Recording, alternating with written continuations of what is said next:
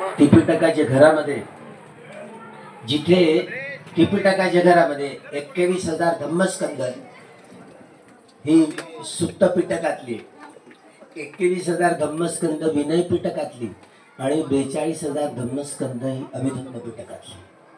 बाहेर निघावंसं वाटत नाही वाटत. भगवंतांची ही वाणी, भगवंतांची जी देसना म्हणतो, त्यांच्या वाणीतनं 82,000 धम्मस्कंद प्रसवले. 2,000 धम्मस्कंद बुद्ध धम्म संघांच्या गुणांची परिपूर्णता स्पष्ट करण्यासाठी अरहंत भिक्षूंनी 2,000 धम्मस्कंद कथन केले. एकेका धम्मस्कंदावर एक प्रवचन आहे. एकूण 84,000 धम्मस्कंदावर 84,000 धम्म प्रवचन आहे. भगवंताचा हा सद्धम्माचा साठा 84,000 धम्मस्कंदांमध्ये साठवलेला आहे. ही परिपूर्णता, परिशुद्धता. 14 ऑक्टोबर डॉक्टर बाबासाहेब आंबेडकरांनी 1956ला ही धम्मदीक्षा दिली, धम्मक्रांती घडवून आणली. तरी धम्म साहित्याचं सौंदर्य शास्त्र आपल्याला कथन करता आलेलं नाही. केशव मेश्रामांपासून दया पवारापर्यंत, गंगाधर पाटवण्यापासून लोखंड्यांपर्यंत, स्वतः नामदेव ढसाळांपासून ते डॉक्टर यशवंत मनोहरांपर्यंत एवढे आपले कवी मित्र झाले, साहित्यिक झाले, तरी मात्र अजूनही धम्म साहित्याचं सौंदर्य प्रक्षेपित करता आलेलं नाही. कारण काय? भगवंताचा सैद्धांतिक आणि व्यावहारिक पक्ष आपल्याला समजला नाही. 68 वर्ष झाली. बाकीच्यांचं काय? मी नाशकात होतो. डॉक्टर रावसाहेब कसबेंनी आंबेडकरवाद एवढी पुस्तिका, त्याची स्क्रिप्ट पाठवली, त्याच्यावर काही भाष्य करण्याची. बाबूराव बागुलांकडे माझ्या देखत त्यांनी ज्या ओळी लिहिल्या ना, मला पाठांतरच झाल्या. काय लिहिलंय? कित्येक पिढ्या खर्ची पडल्या पण तू आलीच नाहीस क्रांतीला उद्देश. हे आय माय बोलू नको तू. कित्येक पिढ्या खर्ची पडल्या पण तू आलीच नाहीस. होत तसंच राहिलं. मला माहिती आहे या देवदेवतांच्या देशात चारवा चिरडला गेला आणि बुद्ध अवतार झाला. तशी तू होऊ नयेस म्हणून वाटल्यास लवकर येऊ नकोस. याची असेल तेव्हाच ये, पण येताना निदान डॉक्टर बाबासाहेब आंबेडकरांची जळजळ तरी असू दे, जळजळ तरी असू दे, जळजळ तरी असू दे. जो आक्रोश बाबूराव बागुलांनी व्यक्त केलाय, क्रांतीची भरी भाषा कार्ल मार्क्सला, लेनिनला, माओला नाही कळली. सर्वांगीण परिवर्तन, ते सामाजिक, आर्थिक, राजकीय, सांस्कृतिक परिवर्तन, सर्वांगीण परिवर्तन ही अमूर्त शब्द घडले गेले. इथे परफेक्शन नाही. मात्र डॉक्टर बाबासाहेब आंबेडकर 1 जानेवारी 1927ला भीमा कोरेगावच्या विजय स्तंभाजवळ आले. श्रमण संस्कृती आणि ब्राह्मण संस्कृतीच्या इतिहासाची दरार बाबासाहेबांना कळली. भीमा कोरेगावची लढाई ही स्वाभिमानाची लढाई लढली गेली. आमच्या पूर्वजांच्या गळ्यातली गाडगी आणि कमरेचा झाडू सोडवणूक करण्यासाठीची, हे समतेचं, माणुसकी स्थापित करण्याचं युद्ध लढलं गेलं. कुठल्या इतिहासकारांना ही जाण आली? हा तर दबलेला इतिहास आहे ना. 1 जानेवारी पहिल्यांदा 1 जानेवारी 1927ला बाबासाहेब आंबेडकर विजय स्तंभाजवळ आले आणि श्रमण संस्कृती आणि ब्राह्मण संस्कृतीच्या इतिहासातली दरार बाबासाहेबांना काढली. अर्थात हा किती गुलाम समाज दिसतोय बाबासाहेबांच्या नजरेने. बाबासाहेब या समाजाचं विश्लेषण करताना ते काय म्हणतात? कसं विश्लेषण करतात?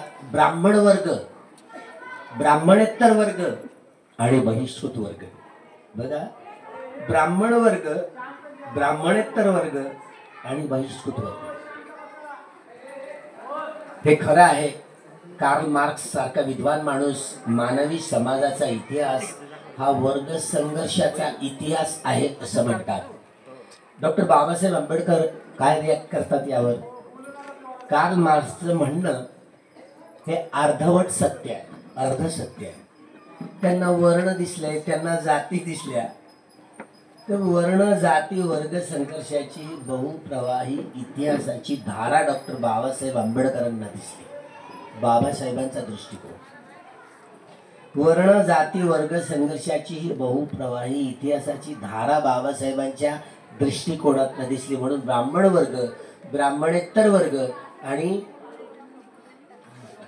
ज्यात बहिष्कृत वर्ग अशी वाखाणणी करतात, असं विश्लेषण करतात. भीमा कोरेगावच्या विजयस्तंभाजवळ आमचा पराभवाचा इतिहास आहे. 25 डिसेंबर 1954 विषयाला स्पर्श करतायत. या देशामध्ये 1700 एकूण 2000 लेणे आहेत.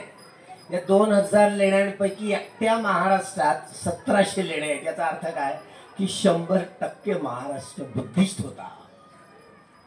बुद्धिस्ट एकूण बेटेली कोळी माळी सगळा ब्राह्मणेतर समाज, आदिवासी समाज, भटकाविमुक्त समाज, बहिष्कृत समाज आणि धर्मांतरित झालेले ते मुस्लिम असू दे की ख्रिश्चन असू दे, एकेकाळचे हे नाग लोक आणि प्राचीन काळातले सगळेच नाग लोक हे बुद्धिस्ट होते. भगवान बुद्धाच्या सद्धम्माचे वारसदार होते.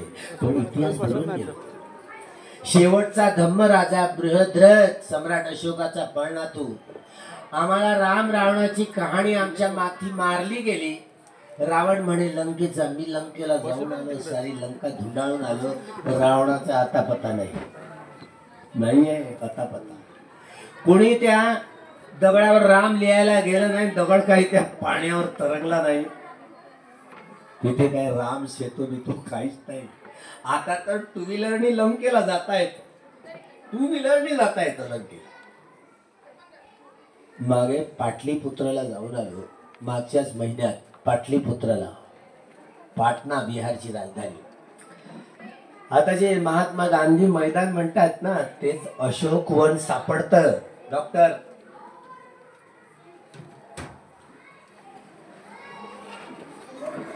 रामप्रसाद सिंग जे सासारामला प्रोफेसर आहेत, डॉक्टरेट आहेत, भरपूर पुस्तकं, भाषाविज्ञ आहेत. ते सगळ्या भाषेची जननी पाली प्राकृत आहे सिद्ध करण्यात खूप पुरावे त्यांच्याकडे आहेत. मोहेंजोदडो आणि हरप्पाला गेल्यानंतर जे आपला तो सांड दिसतो, स्तंभ दिसतो, स्तंभावरचा सिंह दिसतो, जी अक्षर दिसतात, ही पाली प्राकृत भाषेची ही मूळ लिपी आहे. सम्राट अशोकाच्या कालखंडात जेव्हा राजाश्रय मिळाला, मागेच आंध्र प्रदेशाची राजधानी अमरावतीत जे संशोधन झालं, सेम तसाच सांड बघा, तसा स्तंभावरचा सिंह बघा, तशीच अक्षर बघा. जी मूळ लिपी आहे पाली प्राकृतची, ती मूळ लिपीच्या आधारावर सम्राट अशोककालीन आपल्याला धम्मलिपी दिसते. सगळे ब्राह्मणवादी सांगतायत आम्हाला की सगळ्या भाषेची जननी संस्कृत आहे म्हणून. संस्कृत भाषेला लिपीच नाही हो, ती धम्मलिपीच्या आधारावर उभी राहिलेली भाषा आहे. पाली प्राकृत हे सगळ्याच भाषेची जननी आहे. आणि धम्मलिपीतली जिथे तुम्ही खोदाल ना, तर इतिहास हा बुद्धापासूनच सुरू होतो. सम्राट अशोकाच्या कालखंडात जे जे ककुसंद, कोणागमन, काश्यप बुद्धांचे स्तूप मिळाले जुने, ते याच महाभद्र कल्पांमधले. या महाभद्र मोहेंजोदडो आणि हरप्पा, तिथे जर आपण गेलो ना, मोहेंजोदडो हरप्पा, तिथे जे टिले दिसतात ते कोणागमन, ककुसंद, काश्यप बुद्धांचे आहेत. वैदिक संस्कृतीचं काहीच देणं घेणं नाही, तिथं काहीच अस्तित्व नाही. जिथे 7 बाई 12च्या कुठे भिक्षूंच्या मिळतात, विहिरी मिळतात.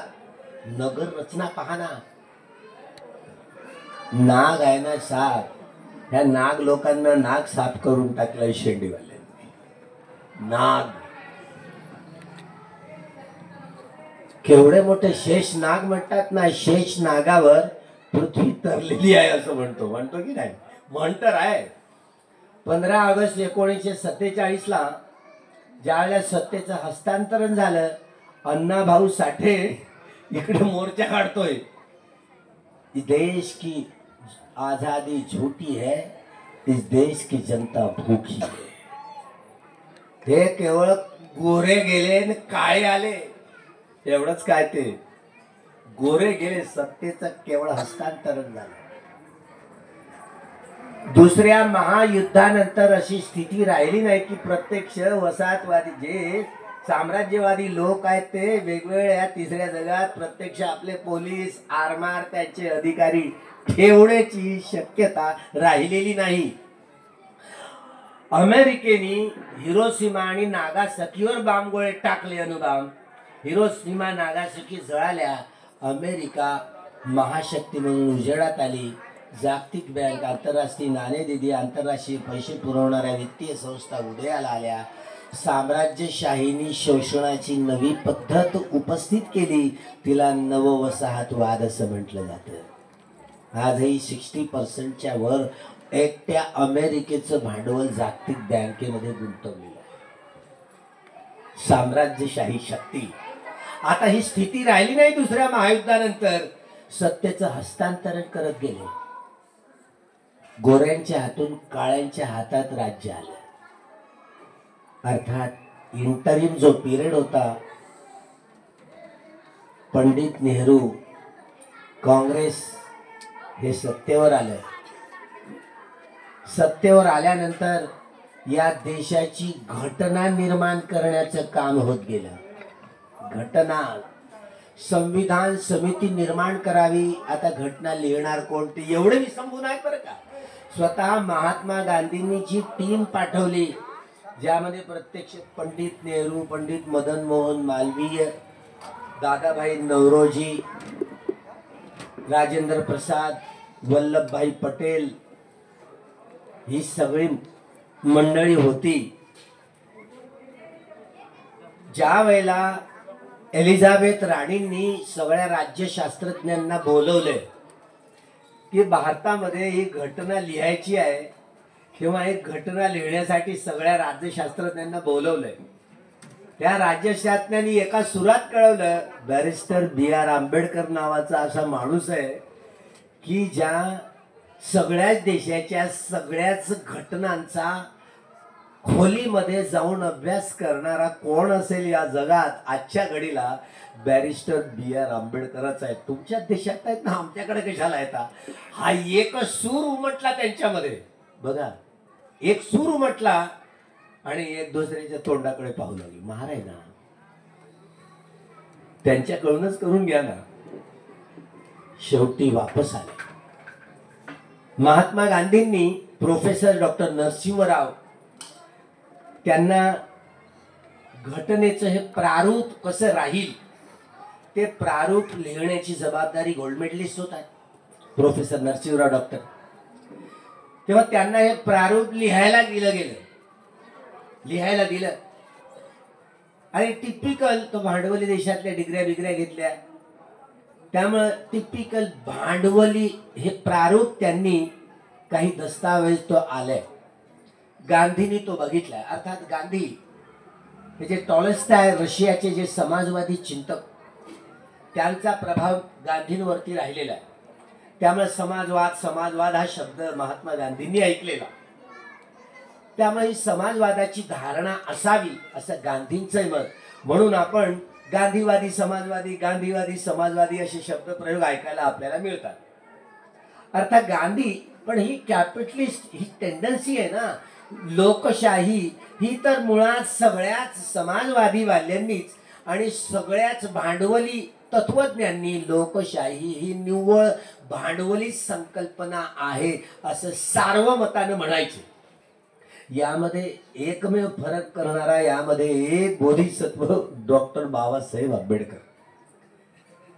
डॉक्टर बाबासाहेब आंबेडकरांची ही थिंकिंग, जी विचारशक्ती, हे आपल्याला द सिम्बॉल ऑफ नॉलेज, हे साधं सुद्धा शौर्य नाही, भीमा कोरेगावच्या लढाईच्या पेक्षा पराक्रमाचं शौर्य आहे. भीमा कोरेगावची लढाई जिथे गेले आणि खरं तर पानिपत पेशव्यांचं भीमा कोरेगावला झालं होतं. हे समतेची लढाई महार सैनिकांनी लगा तुझ्यासारखे 56 पाहिले रे. एका महार सैनिकाच्या वाट्याला 56 पेशव्यांचे सैनिक आले. म्हणून हे लगा तुझ्यासारखे 56 पाहिले रे म्हणतोय. ती म्हणच तिथून अस्तित्वात आली. हे खरं आहे. 750चे सैनिक बाकी इतरत्र होते, पण प्रत्यक्ष हजर मात्र तिथे महार सैनिकच होते. अर्थात या लढाईचं वर्णन केवळ बाबासाहेबांना समजलं की नाही. कदाचित बाबासाहेब राहिले नसते या लढाईचं वर्णन कोण केलं असतं. कुणाकडे हे दृष्टी असते. बाबासाहेबांचा दृष्टिकोन काय असायचा, त्याची विचारशक्ती काय असायची. 32 डिग्र्या घेतलेला माणूस. 1-2 साध्या आहेत का बाबा. तुमचा कोणता स्वभाव आहे तुम्हाला माहिती आहे. तुम्ही आम्ही ते हिंदू असोत, बौद्ध असोत, जैन असोत, शीख असोत, यहुदी असोत, ईसाई असोत, मुस्लिम असोत, ब्राह्मण असोत, तर काळे गोरे या देशातले की त्या देशातले, या वंशाचे की त्या वंशाचे असू दे, कुठली असू दे, माणसांमध्ये भेदाभेद करता येतं का. नाही ना. की करता येतात. आपण माणसं आहोत आणि माणसांमध्ये भेदाभेद करणं हे दार्शनिक दृष्टिकोनामध्ये जमतं का. नाही जमत ना. सैद्धांतिक पातळीवर तरी जमतं का, व्यावहारिक पातळीवर तरी जमतं का. नाही ना. आपण भेदाभेद करणारा दृष्टिकोन हा विषमतेचा दृष्टिकोन म्हणतो. काय माणसांमध्ये भेदाभेद करा, या देशाचा की त्या देशाचा, कुठलाही असू दे, पण माणसं आहेत ना. ज्या अर्थी माणूस आहे तर माणसाला माणसासारखी वागणूक द्यावी लागेल. माणसाशी माणसासारखं वागावं लागेल. हे कधी होईल म्हणणं किती सोपं आहे. माणसाशी माणसासारखं वागावं. आपली हानी होणार नाही, इतरांची हानी होणार नाही, आपलाही लाभ व्हावा, इतरांचाही लाभ व्हावा, असं आपलं आचरण व्यक्त होईल. तेव्हा ती व्यक्ती माणसासारखं वागली असं शाबित होईल. तेव्हा आम्हाला नाही वागतायत. बरं तुम्ही 5 शिलाचं पालन तरी करताय का. उत्तर कधी कधी आहे ना. तुम्ही राहो की आम्ही राहो. बघा लय सांभाळून बोलतोय बरं. आम्ही तरी 227 नियमांचं पालन करतो का. पण तुम्हाला वाटतं ना भिक्षूंनी 227 नियमांचं पालन करायला हवं. वाटत की नाही. आम्हाला वाटतं ना तुम्ही उपासक उपासिकांनी 5 शिलाचं पालन करायलाच हवं. करताय का. उत्तर आहे नाही. प्रयत्न करताय पालन करण्याचा. प्रयत्न करता आम्ही प्रयत्न करतो. पण ही परिपूर्णता परिशुद्धता कुठे जाहीर होते, कशी व्यक्त होते. डॉक्टर बाबासाहेब आंबेडकरांना बुद्ध धम्म समजण्यासाठी, बुद्धाचा सैद्धांतिक आणि व्यावहारिक पक्ष समजण्यासाठी 35 वर्ष लागली. 1-2 वर्षात नाही, 35 वर्ष लागली. बुद्धाचा धम्म, बुद्ध धम्म म्हणजे क्रांती. बा कार्ल मार्क्सला ही स्पष्टता नाही. समग्र परिवर्तन, सामाजिक, आर्थिक, राजकीय, सांस्कृतिक सगळ्या गोष्टींचं परिवर्तन म्हणजे क्रांती. मार्क्स असा म्हणतो. लेनिन त्याच्यावर असा ही भक्कम भूमिका मांडतो. माओ तर आतलं बाहेरचं, इंटरनल एक्सटर्नल सगळ्याच प्रकारची समता प्रस्थापित करण्याचा हा संपूर्ण मोर्चात उघडतो. तरीही मात्र ही फिकी आहे क्रांतीची व्याख्या. बाबासाहेब काय करतात. बुद्ध धम्म म्हणजे क्रांती, बुद्धाचा हा सद्धम्म म्हणजे क्रांती, ब्राह्मणवाद प्रतिक्रांती. हे शब्द आहे ना केवळ आणि केवळ डॉक्टर बाबासाहेब आंबेडकरांनाच कोरता आले. दुसऱ्या व्यक्तीला नाही. दुसऱ्या व्यक्तीच्या चित्तात हे उत्पन्न झालं नाही. का बरं. बुद्ध धम्म म्हणजे ही परफेक्शन आहे. बुद्ध धम्माने हे 84,000 धम्मस्कंद आहेत ना, हे बोधी मिथ्या नाही, ती सम्यक आहे. म्हणून संबोधी ज्ञान. तुमचा दृष्टिकोन, तुम्ही जेव्हा आचरण करता, वर्तन करताय, तुमचा दृष्टिकोन काय असतो. 390 प्रकारचे स्वभाव असतात. पुग्गल पंयत्ती हा ग्रंथ अभिधम्मामध्ये तुम्ही आम्ही सगळे रागमूलक, द्वेषमूलक, मोहमूलक, बुद्धिमूलक, भयमूलक, वितर्कमूलक स्वभावाची माणसं. आपला स्वभाव आपल्या विचार शक्तीतनं हा स्पष्ट होतो. तुम्ही कोणत्या स्वभाव. तुम्ही दोन व्यक्ती एक तरी आहात का? तुम्ही घरात नवरा बायको तरी एक आहात का? नाही. आता काय सोडचित्ती करायची वेळ आहे असायला. प्रमोद महाजन आमचा मित्र आहे, संरक्षण मंत्री ना देशाचा. बाळासाहेब आंबेडकर त्यांच्या पत्नीचा नातेवाईकच ऐक नाही. प्रमोद महाजन नातेवाईक ऐक नाही. त्याच्याच भावाने त्याला गोळ्या मारले ना.